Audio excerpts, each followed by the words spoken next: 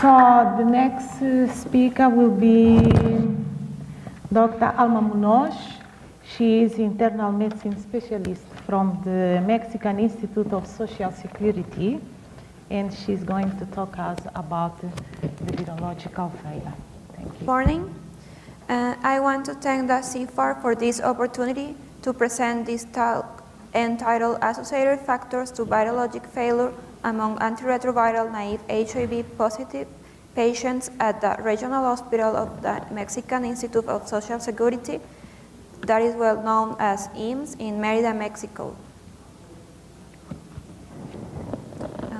Introduction. In the last decade, the number of HIV new infections in the world has decreased due to better access and antiretroviral therapy. As we know, the ultimate goal of the antiretroviral therapy is to maintain undetectable viral load, which has improved life expectancy of people living with HIV.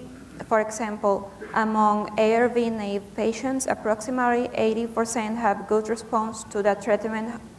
However, between 15 and 20 of the patients without previous exposure to ARV could present virologic failure.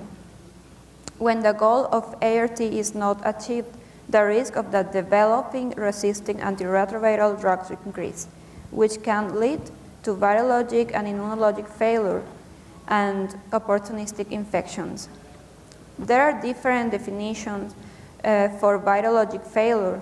The World Health Organization defines virologic failure when a patient presents two consecutive measurements of viral load with more than 1,000 copies per milliliter and one viral load with 10,000 copies. And the guidelines define virologic failure when the value of virologic failure measurement varies from 200 to 1,000 copies per milliliter between 24 and 48 weeks after initiation of the ART. Some reasons of virologic failure that have been documented are a late HIV diagnosis, late initiation of ARV, poor adherence, co-infections, and initial virologic level elevate. Okay. According with the second quarter report of SENSIDA of 2015 in Mexico, there are more than 120,000 people living with HIV/AIDS, and of those, approximately 85% are receiving ARV. In 2014, 9,888 new cases of HIV/AIDS were registered. Currently, there is transition of the HIV epidemic in Mexico. Now it's more concentrated in the southeast region of country, where the state of Yucatan. For example, in the last 3-4 years, the incidence has increased importantly in Yucatan. Currently has the highest HIV incidence rate with 4.9 new cases for 100,000 population, and ranked third of AIDS with 3.6 new cases.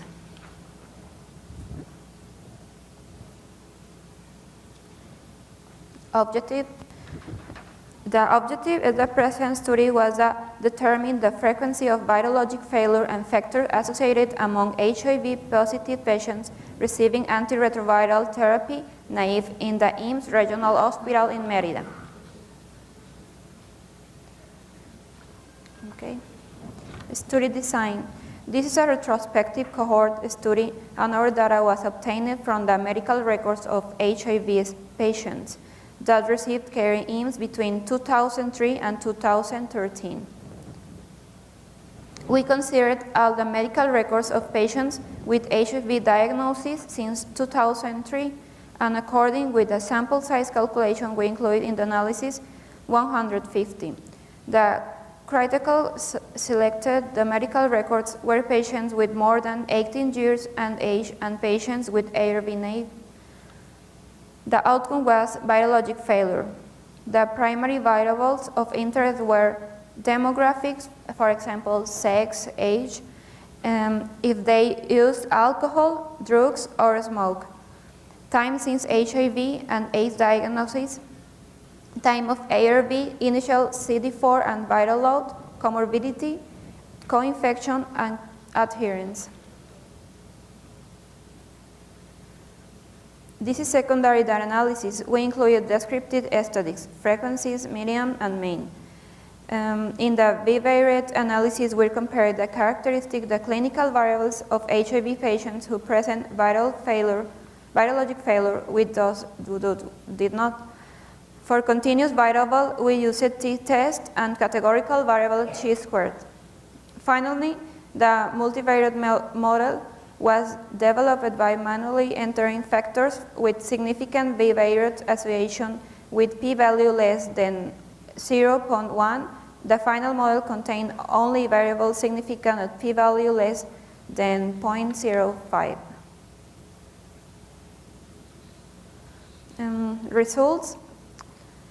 Overall, we found 23 patients with virologic failure that correspond 15.3% of the patients included in this analysis. Here also you can see characteristics. The mean age was 37.9 years, 49.3 were male. According with the medical records, 40% here were heterosexual and 34.7% homosexual. Some of the risk factors that we found were alcohol use in 24.7%, 55% smoking, and drug use only 8% in patients studied. And we found no significant differences between patients with or without virologic failure by these variables.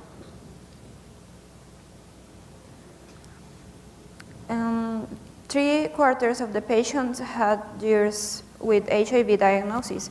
26 had AIDS, and some the co-infections that we found were pulmonary TB, hepatitis B and C, Candida, and other gathering, for example, toxoplasmosis. We also didn't find any significant difference between patients with and without virologic failure.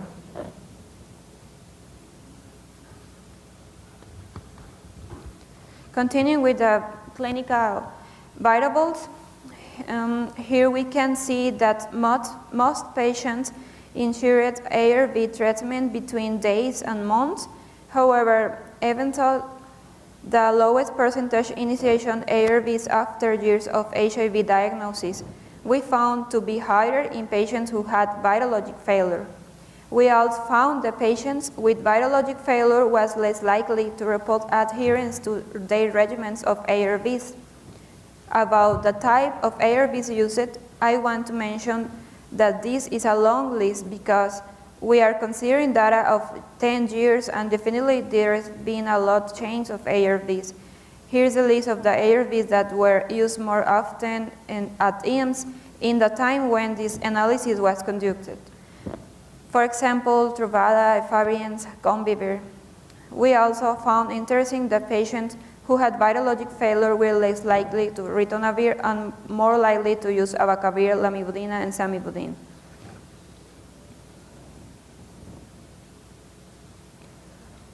And this is my final model of logistic regression.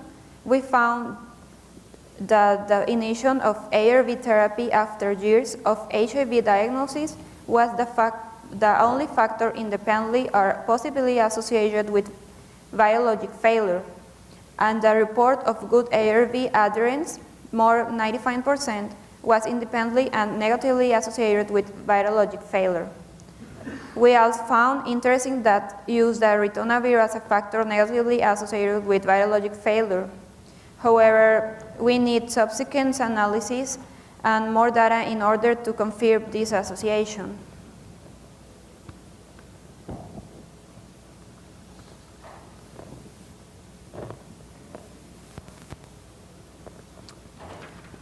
Conclusions. In our study, 15.33% of the population studied present virologic failure and patients with late initiation of ART were more likely to develop a virologic failure. Consistently with previous studies, as we expected patients who reported being adherents to ARV were less likely to develop failure. Specific strategies in HIV/AIDS care programs need to be strengthened in order to prevent virologic failure and improve to the most important factors that can prevent progression of the disease and improve the prognosis of patients of HIV/AIDS, early initiation of ARV, and a high adherence. Thank you.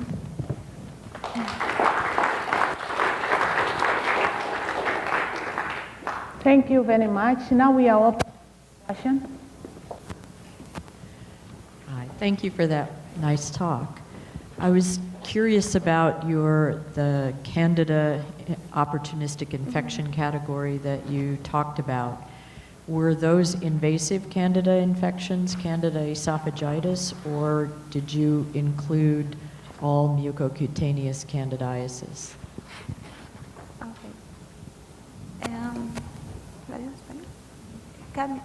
Cándida fue la que se encontró más frecuente en infecciones oportunistas, pero exactamente ese dato no lo tenemos, ya que la información solo fue basada en expedientes clínicos y estaban incompletos la mayoría, en su mayoría. So it was only the infection most frequent that they found in the medical records, but there's no more detail about the exactly specifications of the type of the infection. Is there any known reason why the rates of HIV are so high in the Yucatan? Is it different among different populations within the Yucatan? Sí, pues ya que está en el sureste, es muy diferente la frontera que tenemos en el norte.